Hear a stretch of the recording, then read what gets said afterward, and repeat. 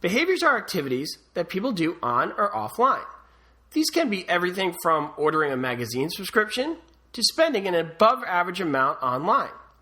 If you are like me, you are probably asking yourself, wait a minute, they know what I do offline too? How do they do that? Then you will probably pause and look out your window to see if anybody is following you. Honestly, it is crazy how much they know about us. We can sit here and wonder how they get so much information, or we can use that information to our advantage to help us get real estate leads. Think of it like getting on a plane. You do not ask how a plane gets 900,000 pounds in the air. You just get on and enjoy the fact that you are getting across the country in 6 hours.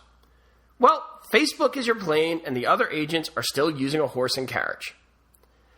But to give you some idea of how they do get this data, behaviors are constructed from somebody's activity on Facebook along with their offline activity.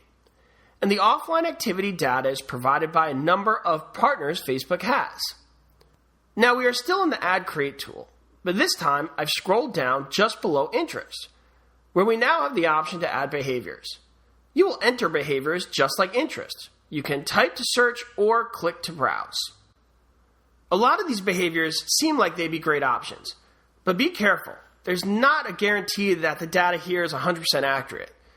You'll have to test these options out to see what works for you. Now, all of these behaviors will have an or relationship with each other and an and relationship with any other targeting option defined. And to show you what I mean, I will identify a behavior for our ad. But first, I want you to take a look in the lower right-hand corner at our potential reach. You see here that right now we have a potential reach of 380,000 people. So let's add a behavior. I'm going to go into the residential profile category and choose likely to move. Yeah, that's right. You are hearing and seeing correctly. We have the ability to not only target people who have recently moved, but also people who are likely to move. Don't look too much into this. Just remember the plane analogy and enjoy the ride.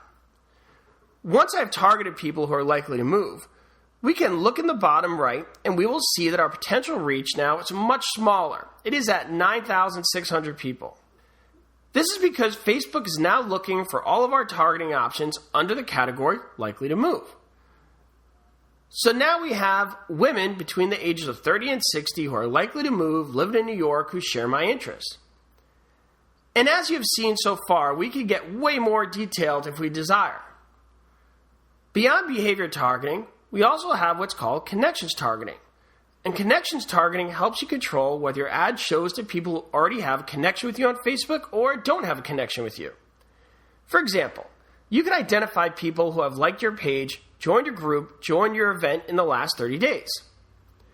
You can use connection targeting to show your ad to only people who have a connection with you or only to people who do not have a connection with you. You will use connection targeting for any page that you're the admin of. So you can't pick just any Facebook page and target it for your connections. You have to have ownership of it. And to show what I mean, I'll be clicking on the Advanced Connection Targeting button next to the Connections heading. Here, Facebook gives you a list of more options. It is here that I will type in my page name, which in this case is Bob the Agent. I'll select that. And now Facebook is going to include people who are connected to this page. You can see in the bottom right, our potential reach has gotten even smaller. It is now fewer than 1,000 people. That is largely because this page is just for education purposes, so it does not have a significant amount of followers. You should take note that if you do not have a significant number of followers yourself on your page, that maybe targeting by connection will not work so well for you. If you want to remove the page, choose the X. This is the same as you would do for any of the other options that we reviewed earlier. The most common use of connection targeting is to show your advertisement to your fans.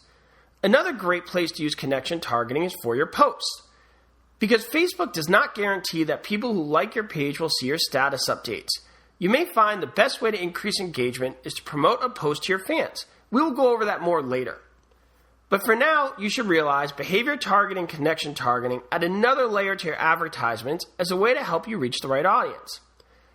There are a lot of options, so take your time to evaluate and test them. It is not necessary to include these targeting options, and if it's your first try, you may try leaving it off as to minimize how many variables you have included. This can get overwhelming, so just keep it simple. and just realize how many fantastic options there are, which gives you the ability to find that perfect client.